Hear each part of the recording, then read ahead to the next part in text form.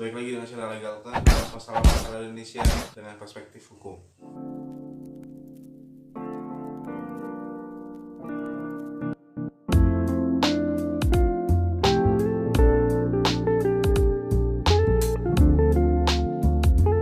Oke, dampak virus corona salah satunya membuat suatu sektor ekonomi menjadi sangat lesu. Ditambah lagi dengan sebagian para pekerja atau buruh yang tidak dapat bekerja sebagaimana mestinya, atau yang seharusnya bekerja di kantor menjadi work from home. Gimana nih? Work from home kalian seru apa enggak?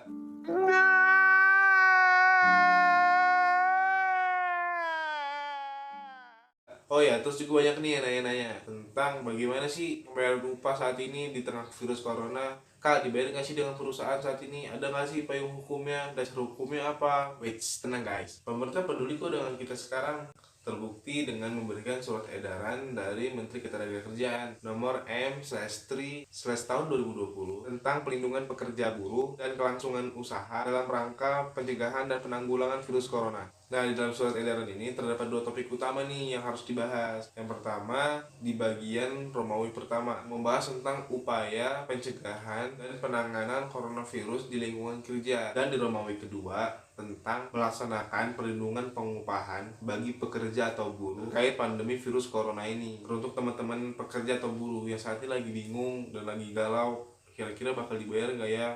Teman-teman harus baca nih di bagian Romawi kedua terkait surat edaran ini. Oke, langsung aja kita bahas bareng-bareng.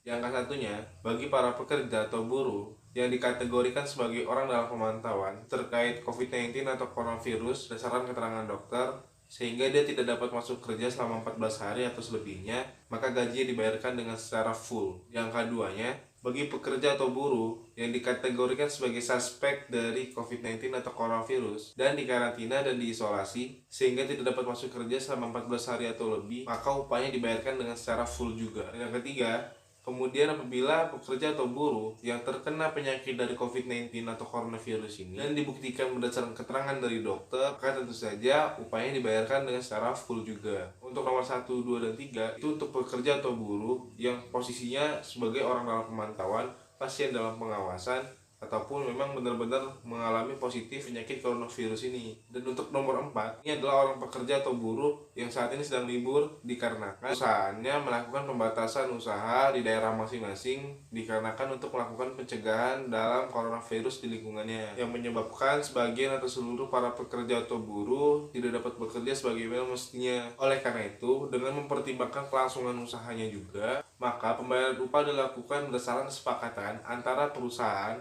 dengan para pekerja atau buruh tersebut. Nah, biasanya di setiap tempat kerja tersebut terdapat serikat pekerja. Biasanya para perusahaan itu melakukan koordinasi dan dialog dengan serikat pekerja sehingga transparansi, keterbukaan informasi antara perusahaan dengan para buruh dapat tercapai dan masing-masing pihak dapat win-win solusi. Tapi teman-teman, ada juga para pekerja kondisional seperti contohnya buruh bangunan atau buruh proyek yang ketika virus corona terjangkit saat ini menjadi proyeknya tidak jalan. Hingga bagaimana dengan mereka, teman-teman? Untuk para pekerja seperti itu, pemerintah nggak tinggal diam juga kok. Pemerintah pusat beserta dengan pemerintah daerah memberikan bantuan sosial kepada para pekerja yang memang harusnya bekerja tapi tidak bisa bekerja dikarenakan kondisi saat ini. Sehingga memang walaupun mata pencaharian mereka terganggu, tetapi daya beli itu tidak hilang. Nah, teman-teman juga nggak usah takut terkait dengan pemberian upah dari perusahaan maupun dari pemerintah, karena semuanya langsung diawasi oleh pemerintah daerah, mulai dari gubernur, wali kota atau bupati. Apalagi coronavirus ini bukan persoalan pemerintah aja, tapi persoalan negara Indonesia dan beserta penduduknya. Sehingga yang melakukan pengawasan bukan hanya dari pengawas, melainkan dari masyarakat itu juga sendiri. Menurut teman-teman gimana?